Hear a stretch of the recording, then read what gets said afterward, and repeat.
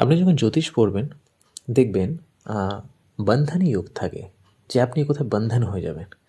ঠিক আছে, আমি কয়েকটা সিগনিফিকেশন আপনাদের সাথে বলছি, যদিও এটা খুব মাইনর, যে এটা যে সবসময় যে কাজ করবে সেটা না, কিন্তু আপনারা প্র্যাকটিস করতে পারেন।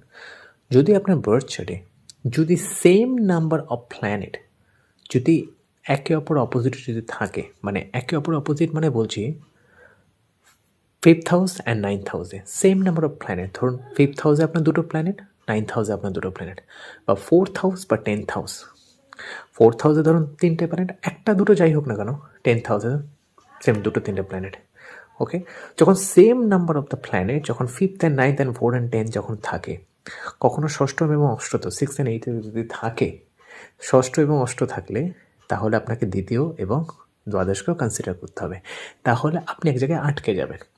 বা আরেকটা হয়, সেটা হচ্ছে আপনার বার্থ চার্টে যদি সপ্তমপতি শনি যদি হয়ে থাকে, বা শনি যদি না হয়, যদি কোনো ম্যালেফিক প্ল্যানেট হয়ে যদি সপ্তমপতি যদি অষ্টম স্থানে দ্বাদশ স্থানে যদি চলে যায়, 7th lord is in the 12th house being expected by Saturn or malefic, তাহলে কিন্তু আপনার এটাকে বলে জেলে যাত্রা হয়। বাট অ্যাকচুয়ালি এটা জেল বলে লিটারাল সেন্সে নেবে না, এটা আপনি একটা জায়গায় না আটকে যাবেন, সেটা যে কোনো রিজনের জন্য হোক না কেন।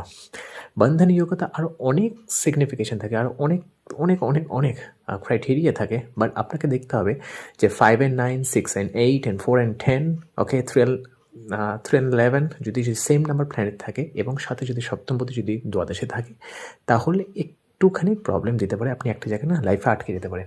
এবং স্করপিও সাইন হচ্ছে সব থেকে বড় একটা মানে সিগনিফিকেশন আপনার বন্ধনে, যেটা যেই প্ল্যানেট আপনার স্করপিওতে চলে যাবে আপনি সেখানে আটকে যাবে। ওকে।